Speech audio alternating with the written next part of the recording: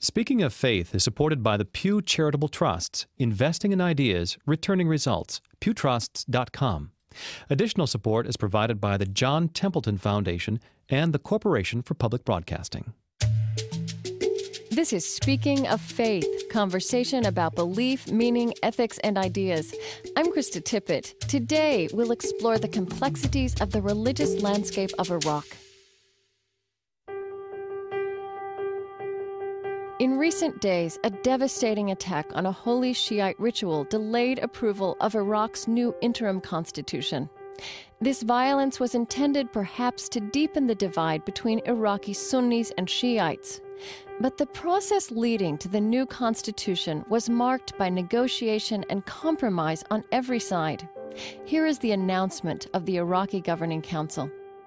We have adopted unanimously an instrument, the law for the administration of the Iraqi state during the transitional period, which includes, among other things, a comprehensive Bill of Rights, something which is really unheard of, unprecedented in this part of the world.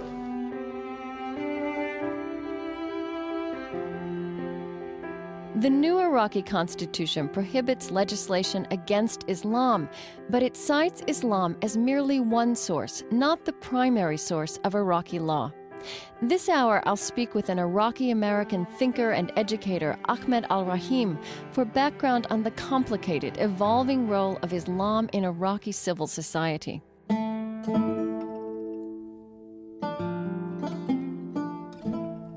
First, some history. 97% of Iraq's 25 million people are Muslim. Islam came to this region in the year 637, just 5 years after the death of the Prophet Muhammad. Pivotal events in the early history of Islam happened here, including 2 civil wars between Muhammad's contemporaries over the question of who was to succeed him. This schism led to the division of Islam into 2 major traditions, Sunni and Shiite. Sunni and Shiite Muslims agree on basic tenets of their faith: the belief in one God, the belief that the Quran is from God, and that Muhammad was the last prophet. The major difference between them is in the importance they place on spiritual leaders, or imams. Bismillahir-Rahmanir-Rahim. Wash-shamsi wa-duhaha. Sunni Muslims represent 90%, the vast majority of the world's Muslims. They believe in a direct approach to God and have little in the way of a clerical hierarchy. But there are a handful of countries, including Iran and Iraq, where Shiite Muslims are in the majority. 60% of Iraqi Muslims are Shiite. Unlike Sunnis, Shiites invest their clerical hierarchy with great influence in secular and religious terms. Still, for centuries, Shiite clerics have traditionally avoided political power. This tradition was radically broken by the Iranian Shiite cleric Ayatollah Khomeini when he toppled the American-backed Shah of Iran with an Islamic revolution. Here's a BBC report of those events from 1979. The streets of Tehran were alive to the sound of cheering crowds and streams of cars with their headlights on and their horns blaring. It was, as far as the people were concerned, total victory. They danced and they cheered, and loudest of all, they called for the return of a man they see as taking the Shah's place, the exiled religious leader Ayatollah Khomeini. Ayatollah Khomeini, like many Shiite clerics, was a jurist, an interpreter of the Quranic teachings or laws meant to govern the lives of Muslims. Interestingly, Khomeini developed his new idea of political rule by Islamic jurists while he was in exile in Iraq, in the holy Shiite city of Najaf.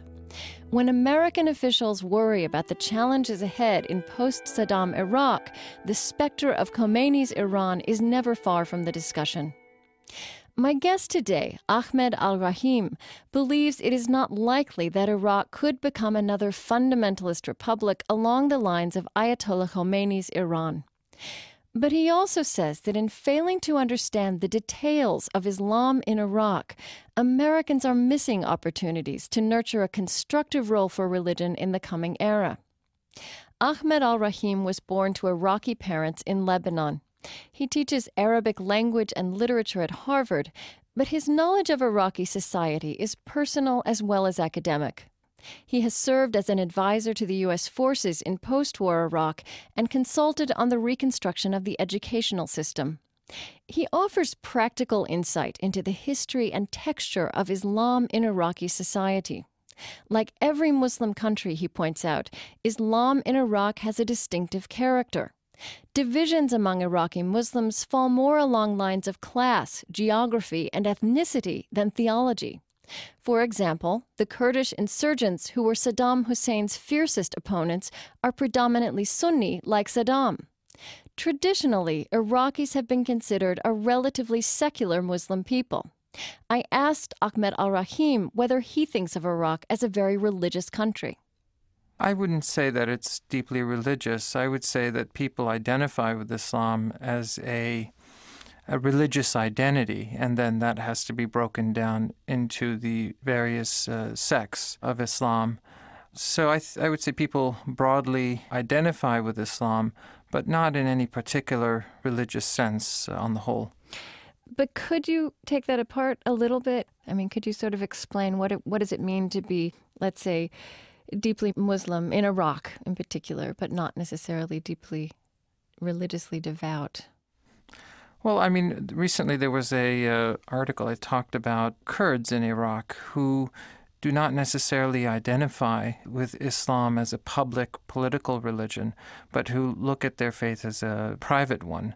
And that was contrasted to how Shiites in the south and in Baghdad are beginning to identify with their religion in a very public political way. And the example that was given was there were some protests in Basra about the lack of jobs and petroleum, gasoline, and they were holding up signs that said, there is no God but Allah, and Muhammad is his messenger. And one wonders, what does that mean in the context of protests for gas? Right.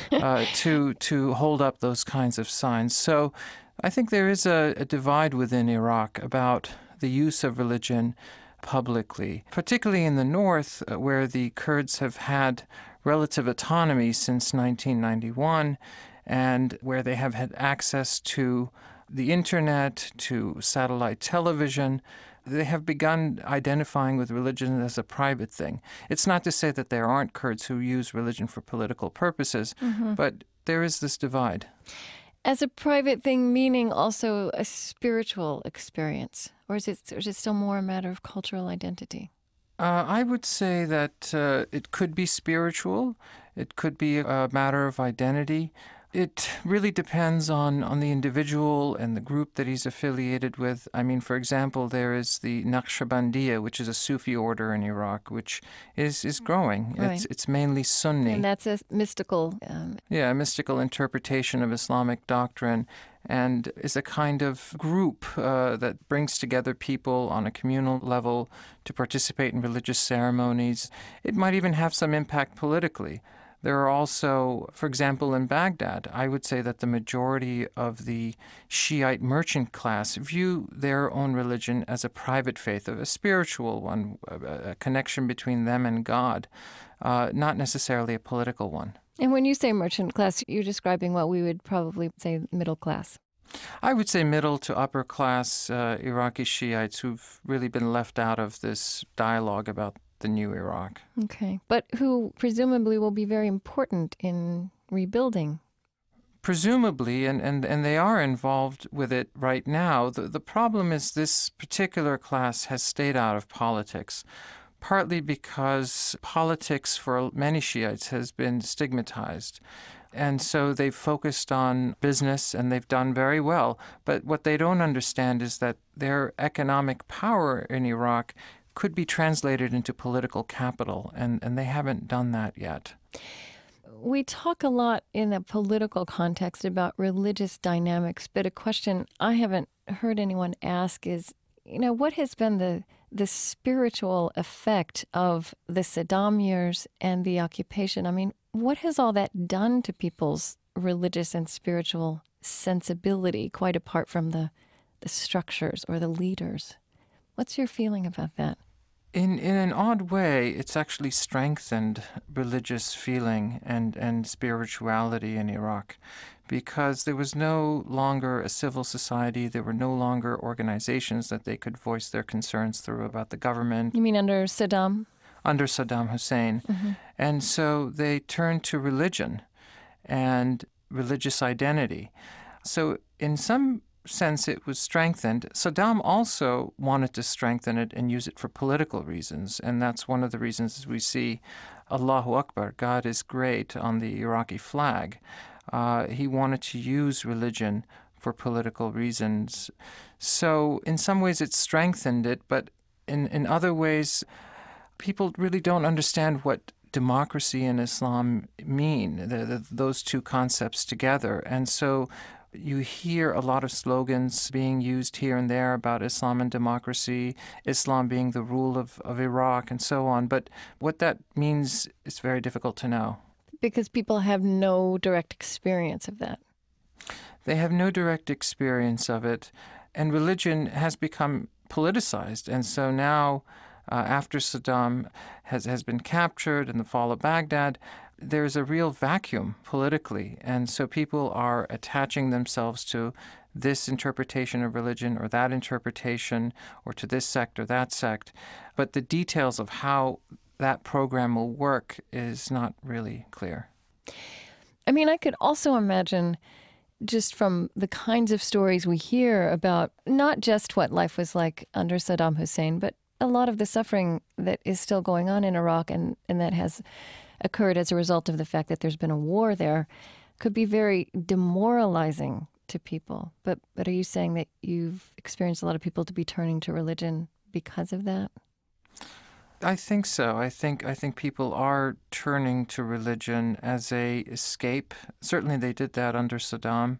One thing that I noticed on going back to Iraq was all the women that were wearing the veil, the headscarf. Mm-hmm. And this wasn't the case back in the 70s when I left. I don't remember that at all, but now it's predominant. What it means, I think, is to be determined. I think as politics begins to develop and mature in Iraq, people will begin thinking differently about religion, what it means to be religious. Do they want an Islamic state like Iran? All these questions, I think, will be debated and are actually being debated right now. When you mention women wearing the hijab, you see that as a matter of choice rather than that's being required of them somehow culturally or religiously. I think there's an expectation. Certainly the time that we spent in Basra, some of the women that we were working with who weren't wearing the hijab were made to feel very uncomfortable when we went out to restaurants, when we went out into the streets, when we went to schools. And so many of them decided to put it on just so that they're not hassled. So there is pressure, I think, for women to wear it. And I think particularly there are certain Iraqi groups that have come back from Iran or from Lebanon, and where they were involved with certain religious communities there where that was the expectation, and in Iran the law. And they've come back to Iraq now, putting pressure on Iraqis to do the same.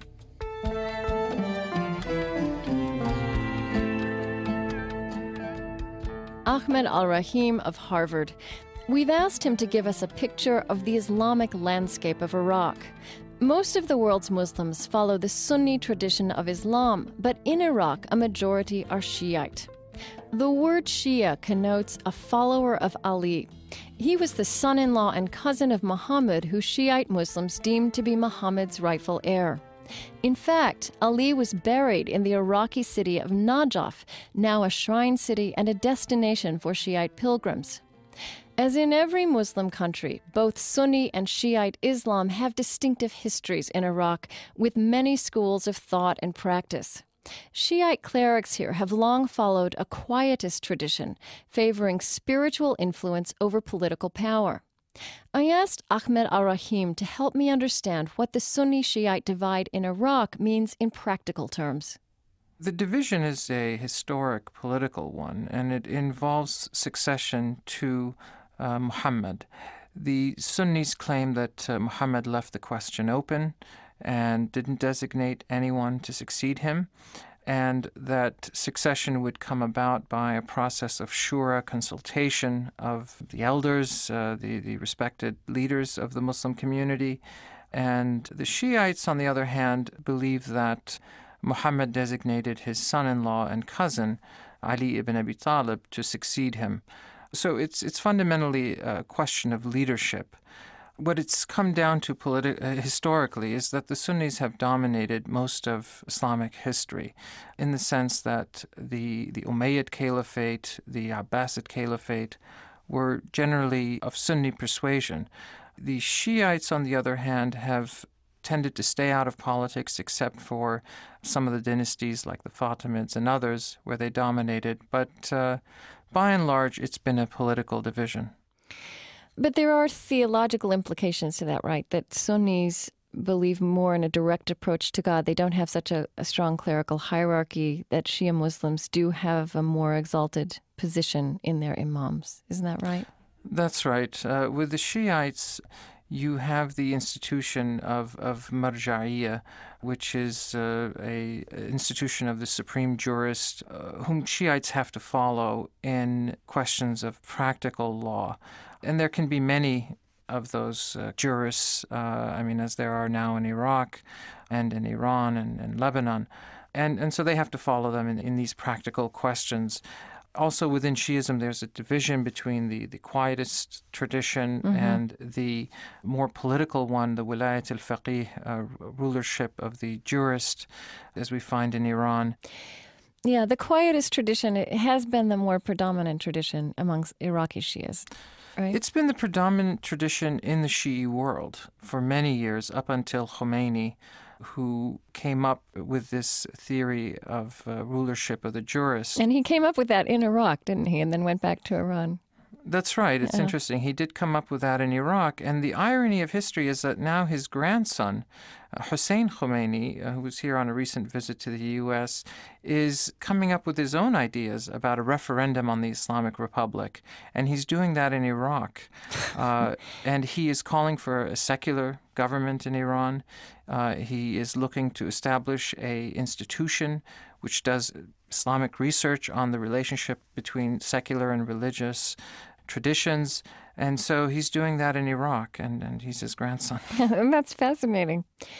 Back to the Sunni-Shiite divide, it's not so neat just to say Saddam Hussein was associated with the Sunnis, and now the Shiites want to say, the Kurds are also Sunnis. The majority of Kurds are Sunnis. There is a group, the Failis, who are Shiite. There are also the Yazidis, which is an ancient religion that combines elements of Zoroastrianism, Islam, Christianity, Judaism, Manichaeism together. They constitute about maybe 300,000 members. So, yeah, the Kurds are very complex, but generally speaking, the majority of them are Sunnis. So, if you tried to draw an analogy for an American who knows religious dynamics here, let's talk not about the political differences, but how Iraqi Shiites and Sunnis live together, work together, are neighbors. Is it like the difference between a Protestant and a Catholic maybe 50 years ago? What analogy would you think of? Well, it really depends on the city. If you look at Baghdad, you'll see that Kurds, Sunni, Shiite, Yazidi, Arabs, Sunni, Shiite, and Christian, all, generally live together, they work together, they have a shared interest. You can break down that interest into classes even. You could say that there's a middle to upper class of all those different backgrounds, and they tend to work together. And perhaps once there's a political system there in Iraq, they might even vote as together as a bloc. So there are some shared class interests. Generally speaking, that's how it is. I think Iraqis tend to be nostalgic about, for example, living under the monarchy. They would all claim that, Christians, Jews, Muslims, they all lived together and there were really no differences. Yes, that there's this history of pluralism. There is this history of pluralism. And I think, sure, I think on the surface, certainly under the monarchy, that was something that was maintained. We had many Jewish members of the parliament, Shiite heads of the parliament. It was quite diverse. But what I would say is that underneath all that, there is this private language that each community has about the other. And that was never really addressed. And during political times, difficult crises and so on, this private language about the other, which involves suspicion and so on, would rear its ugly head. And I think there's always possibility for that until there is a real public debate in Iraq about that aspect of the relationship, about what each community believes, how to go about living together. Once that can be brought out into the public, then I think maybe some of those issues will be addressed. But as long as it remains a private language, then I think there's always potential for sectarian and religious strife. Just to illustrate that, I mean, did you grow up with that kind of private language in your own family? Sure, yeah. I mean, tell me what form it would take. Well, it would take the form of, for example, not allowing, I mean, in my case, I come from a Shiite background, and certain family members would feel very uncomfortable with other family members marrying Sunnis, for example. They would oppose it. They wanted the marriage to be within our own sect. Just general suspicion, you can't really trust Sunnis, that you can't trust some of the other religious communities. At one point, certain religious members of my family would claim that Christians were impure, these kinds of things, and ritually impure so that one cannot eat something that they cooked. There are these kinds of issues there, which have a basis in the law, but, it comes off in a very suspicious way of the other community. Iraqi-American educator and advisor Ahmed al-Rahim. He's a specialist in Muslim intellectual history and teaches Arabic language and literature at Harvard. I'm Krista Tippett, and this is Speaking of Faith. Today we're exploring the complex background of Islam in Iraq. Recent pronouncements by the leading cleric in Iraq, Ayatollah Ali al-Sistani, appeared to contradict the non-political tradition of Shiite clerics that Ahmed al-Rahim has been describing. I asked al-Rahim whether Sistani is influenced by his Iranian counterparts, who imposed the rule of the jurists, that is, Islamic law, on the workings of government. Ayatollah Sistani has challenged the plans of the Coalition Provisional Authority on several points. Sistani also criticized American security after the devastation of recent terrorist attacks on Shiite worshippers at Ashura, their holy ritual of martyrdom. Ahmed al-Rahim says that ritual, in fact, commemorates the historic root of the quietist or non-political tradition of Iraq's Shiite hierarchy. It goes back to what they see as the martyrdom of Imam Hussein, the third Shiite saint. After his revolt in Karbala in Iraq against Yazid ibn Muawiyah, after this revolt failed and he was massacred along with members of his family, for which there are many passion plays in the Shiite world, very much along the lines that you see about the passion plays about Jesus. There are a lot of parallels. The Shiites felt that they were no longer interested in politics and that they would actually begin working on jurisprudence, on the questions of theology, identity of the community, and that tradition continued up until the 12th Imam and then his occultation, his hiding. So this has continued all the way down to the modern period, with some exceptions, in Iraq, in Iran, and the political shift occurred under Khomeini. So this quietist tradition has stayed out of politics. But it's interesting to note that Sistani, for all his claims about wanting to stay out of politics, he's really at the heart and center of it. Right. That's what I'm trying to understand. And I think what that has to do with is a sense of competition that the jurists have among them. You have to understand that the juridical culture in Shiism is very, very competitive. Okay. Meaning competitive about who has religious authority. Okay. And political as well. And I think the point that Sistani is trying to make to Khamenei, the head of Iran, is that, look, we have this quietist tradition. We don't need Khomeini's political thought. And look how much political power we have at the same time. So he's trying to make a point, I think, to the Iranian clerics. Harvard's Ahmed al-Rahim. This is Speaking of Faith. After a short break, more of our conversation. He describes the restoration of civil society as the best hope for a constructive role for Islam in the new Iraq. When you visit our website at speakingoffaith.org, you'll find background and resources on Islam in Iraq and full audio of this interview. I'm Krista Tippett. Stay with us. Audio cassettes and transcripts are available by calling 1-800-777-TEXT. They're either pro or anti-American. One such example is the fiercely belligerent Shiite Muqtada Sadr, the surviving son of a prominent Ayatollah who was murdered by Saddam Hussein.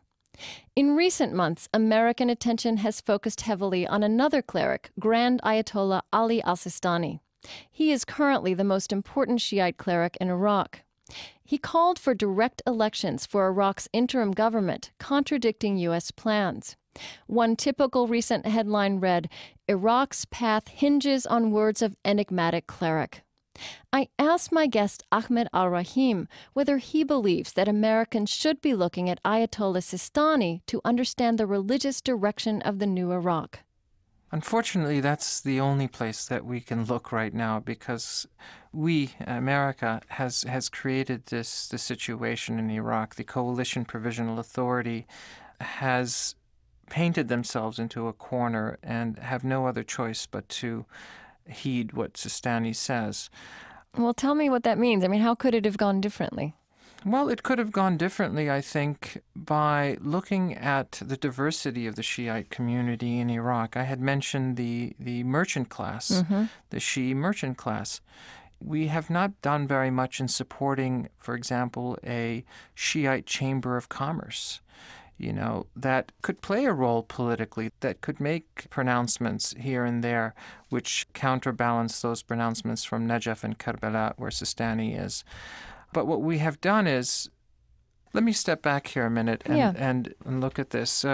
U.S. policy towards Shiites has shifted in the last 10 years.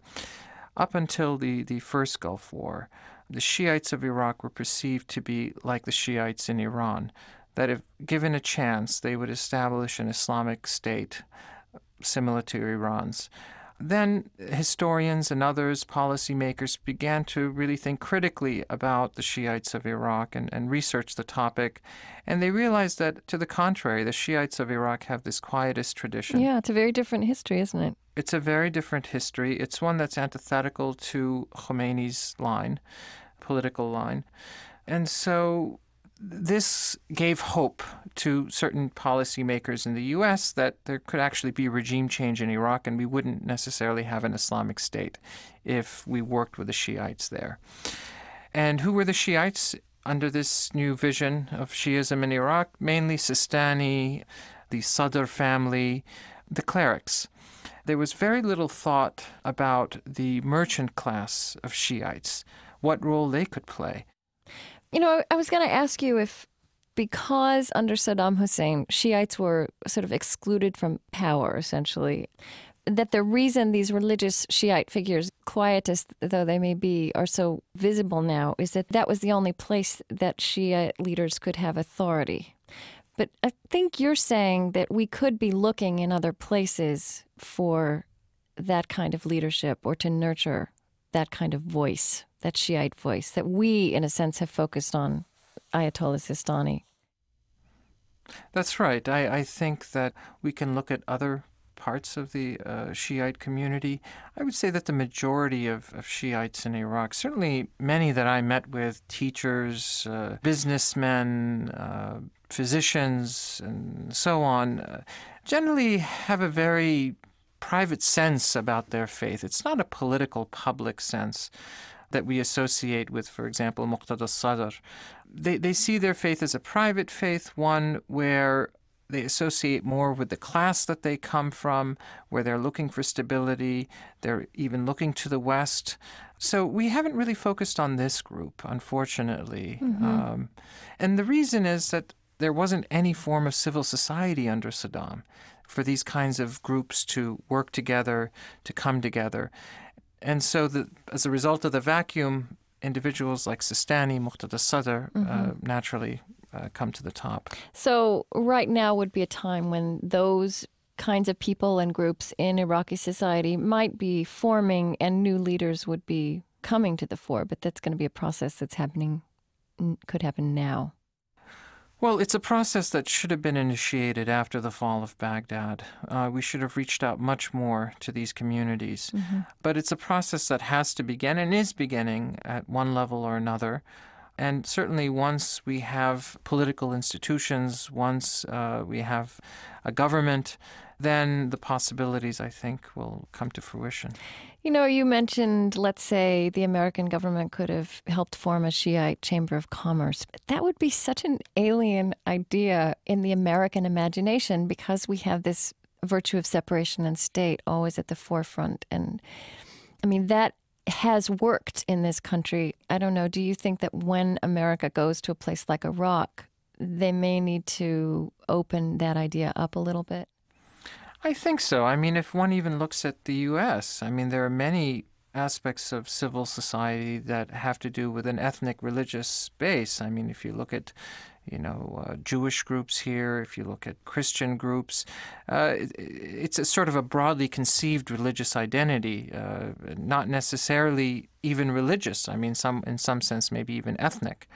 And I think that in Iraq, it is different and it is more complex in some ways. And so, yeah, we have to begin thinking differently about how to work with those communities. Iraqi-American thinker and Harvard educator Ahmed al-Rahim. I asked him to tell me about other religious leaders Iraqis are watching as they form their own sense of the role religion will play in their country's future. Well, one example is Sayyid Ayad Jamaluddin. This was the cleric who had stood up in the first Nasiriyah conference. This was the Big Tent conference, the first one. And he stood up and called for a separation of religion and state. Now, he's a Shiite cleric, has a turban, so on, has a religious following, spent many years in the United Arab Emirates and in the West. And I spoke to him, and I think he really has a deep understanding of that religious freedom can only be protected under a secular government, a government that separates religion and state. And he experienced that, being in the United Arab Emirates, being in the West, and so on. So he is critical of Sistani. He is certainly critical of Muqtada Sadr. He is afraid that Sistani and Muqtada Sadr, if given enough power and authority, will form some sort of council of jurists that has the right to veto certain things, that has the right to define how people believe. And so I think he's an interesting voice, but unfortunately he's a voice that hasn't been supported by the CPA, the Coalition Provisional Authority. Would it work for the CPA to support voices like that, or would the Coalition Provisional Authority under Paul Bremer, would that seem to be meddling in Iraqi society? Look, it's clear that the CPA, the CIA, the State Department, they all have their favorites and they all support them in one way or another. I'm not saying that they necessarily have to directly support him, but they have to give him the opportunity to voice those views. And that's not being done. And the reason is he doesn't fit the American conception of Shiism in Iraq. I mean, he just doesn't fit the Sistani-Muqtada Sadr model. You've mentioned Muqtada Sadr a few times. Could you say who he is and why he's important in your mind? Muqtada Sadr is the son of Sadiq al-Sadr, a popular Shiite cleric who came up with a theory of working with the tribes in Iraq and at some points was allowed to do that under Saddam. Ultimately, he was a threat to Saddam and was killed. In 1999, I think. In 1999. And Muqtada Sadr is his son. He's in his early 30s. He is a firebrand. He is anti-American in his rhetoric. He thinks he can assume the leadership of his father and He's someone that is a little bit unpredictable in his ways. One week he would talk about cooperating with the Americans. The next week he would talk about jihad against the Americans. He's someone who I think is very immature politically, and I think ultimately will be sidelined by the political process. You've also spoken of, in some of what you've written and said, you use the term separation of mosque and state. Is that a concept that is part of the public discussion in Iraq now? It is a concept that is part of the discussion. Certainly, it's been mentioned at women's conferences in Iraq. I've mentioned Ayad Jamaluddin as a proponent of that view. Mm-hmm. It is a view that's being discussed, but unfortunately, it's one where if you promote that view, then you're looked at as anti-Islamic, and because somehow it's thought that, you're saying something bad about the mosque, something bad about Islam. So the details of that kind of theory, of that kind of view, haven't really been addressed. It's really just beginning to happen now. Where do you look for hope about how this all might go as well as it possibly could? What would happen? What would be nurtured maybe by the American presence? That's a big question. Yeah, I know. Well, I would say that there are many things that have happened that show signs of progress in Iraq. The education system, building up certain forms of civil society, and even just building up the infrastructure, phone system. There are cell phones now. I mean, there's progress being made, but unfortunately, it's being overshadowed by the suicide bombings and right. Yeah. So I would say that the hope for Iraq, if I could put it in a nutshell, is civil society. If the right institutions are formed in Iraq that allow civil society to develop, then I think civil society will always be the counterbalance to political power. And what do you think of specifically when you say civil society? Education? I think of education. I think of unions. I think of religious institutions as well. As part of the mix, as a sort of healthy part of the mix. As part of the mix, I think of the media, which has flourished after the fall of Baghdad. There are over 150 papers in Iraq right now. I think of the business community. But what needs to happen is these forms of civil society need to understand what they need to do to have influence over the political process. That's really what needs to... And compromise on every side, the Council reached unanimous approval on each article of an interim constitution, which is being hailed as the most progressive such document in the Arab world. In one significant compromise, the Constitution envisions that 25% of the seats in the National Assembly will be held by women. Ahmed al-Rahim insists that strong civic institutions will provide the best context for a non-fundamentalist role for religion in Iraq. His specialty is education. I know that Iraq traditionally is a place where education was valued, and in fact, in all of the Arab world, Iraqi educators were imported. You've been working on the educational system. Did that suffer under Saddam Hussein? Are the bones of that still there in Iraq to be built on now? Certainly it suffered, particularly in the last 5 years under Saddam. From February of 2002 to February of 2003, Saddam spent $6.3 million on the entire education system in Iraq. I mean, that's not enough to buy tissues for schools. And so schools were neglected. There was no hope for parents to send their children to school because the system favored the Ba'ath. The children of members of the Ba'ath Party would go through school with high grades. They would get into medical school. They didn't have to do any work. So there was no value in being at school. And so parents started taking their children out of school. What's happened now after the fall of Baghdad and the rebuilding of the schools and hope for the future is parents have begun to send their children back to school. We're working with an accelerated learning program there, and we can only have about 150 children in each school, and there are 5 programs in Iraq. We have parents, we have young adults coming to us and begging us to come into these schools so that they could study and learn again. So I think there is hope for education in the new Iraq. I think it's important that that value of education always coexisted in Iraq with an overwhelmingly Muslim society and culture. I mean, more on a theological and religious level, when you talk about rebuilding society, what do you find in Islam that can contribute, and Islam in Iraq that will contribute or could contribute positively, constructively to that process?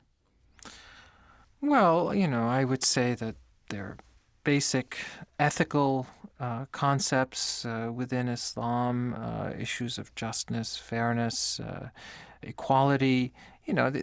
Islam, like any other religion, has these basic concepts, and these need to be emphasized in working and living with other religious communities there. I would say that Islam as a private faith needs to be emphasized by Muslims there. I would say that the religious institutions in Najaf and Karbala need to have their own independence. There's a rich religious tradition of learning within those cities, within their libraries, and they need to have independence, and we need to get back to that quietist tradition. I would say that there are forms of Sufism in Iraq which have a rich history, which need to be developed. They could function as a form of civil society as well. They have historically under Islam. I would say that women's groups need to talk about religious freedom, need to look at what in Islam can contribute to that. So there are many things, I think, within Islam, that can be used to this end.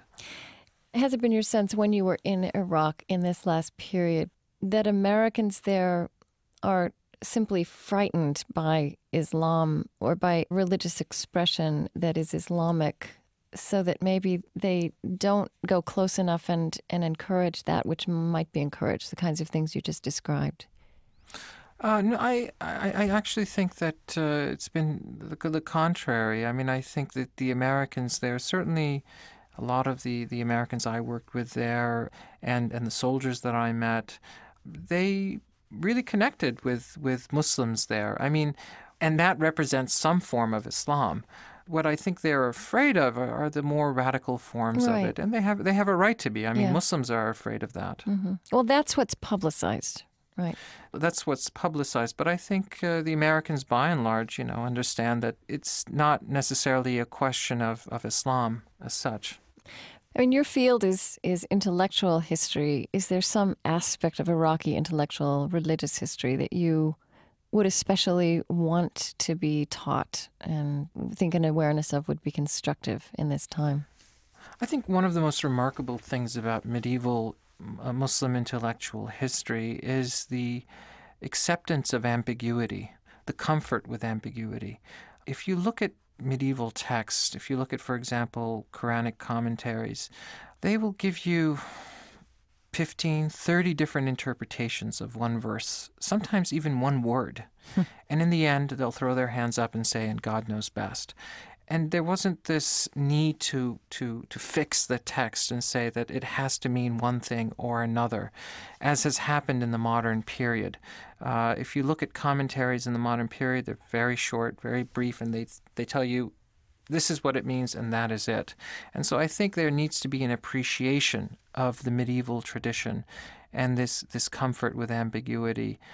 Because in some sense, I think in that ambiguity, we can have tolerance, we can have acceptance of different views, and that can even be extended to other religions. So I would say that would be the one thing that would be most interesting to develop. Ahmed al-Rahim teaches Arabic language and literature at Harvard University. He's also a founding member of the American Islamic Congress, an organization dedicated to building inter-ethnic understanding in the wake of September 11th, and he served as an advisor to American forces in Iraq. In all the news this past year, it's been difficult to get the kind of basic insight into the human dimension of religion in Iraq that Ahmed al-Rahim offers. His is a measured, relatively secular voice, as apparently is the historic religious profile of Iraqi society. And it is important to be reminded that while we are prone these days to speak of the Muslim world, each Muslim country has its own Islamic history and dynamics. Indeed, the Sunni-Shiite divide has vastly different texture and impact in every society.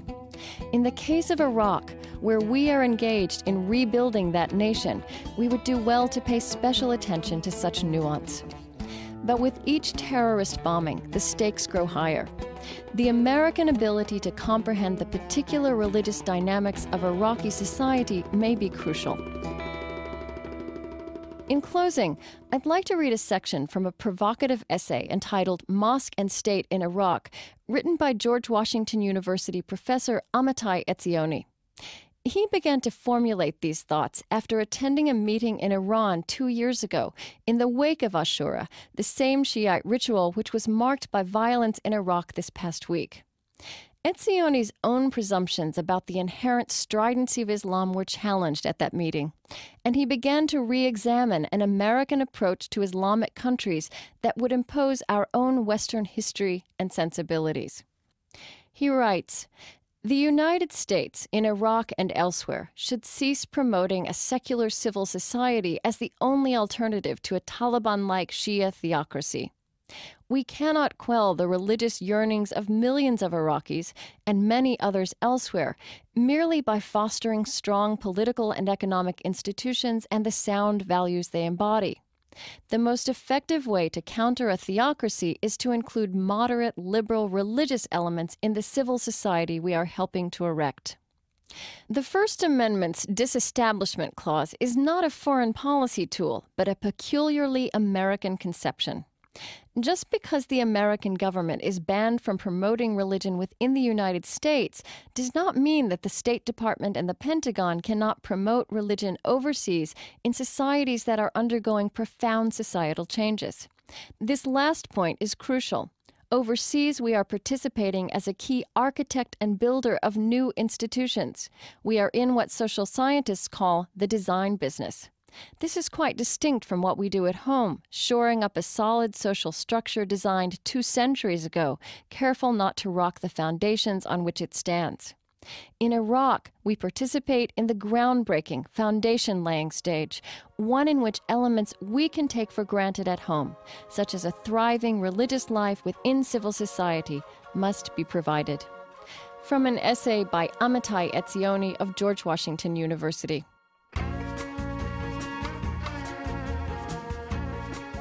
We'd love to hear your thoughts and your questions on the role of Islam in rebuilding Iraq. There's a place for your reflections on our website at speakingoffaith.org. While you're there, you'll find links to background and other resources, including a full copy of Amitai Etzioni's essay. At speakingoffaith.org, you can also listen to this program again, as well as our previous programs.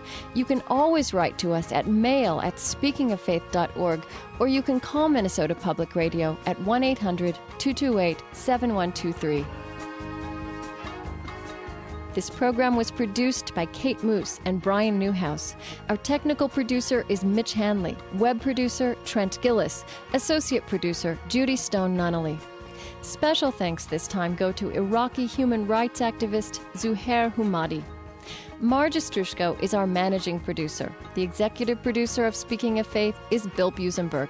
And I'm Krista Tippett. Please join us again next week. Speaking of Faith is supported by the Corporation for Public Broadcasting. Additional support is provided by the Pew Charitable Trust, sponsoring the Pew Forum on Religion and Public Life, to explore how religion shapes ideas and institutions. pewforum.org. The George Family Foundation, funding innovative ideas in integrative medicine, education, and spirituality in everyday life. And the John Templeton Foundation, exploring the creative interface between science and religion. Audio cassettes and transcripts are available by calling 1-800-777-TEXT or by visiting our website at speakingoffaith.org. This program is a production of Minnesota Public Radio and distributed by Public Radio International. PRI, Public Radio International.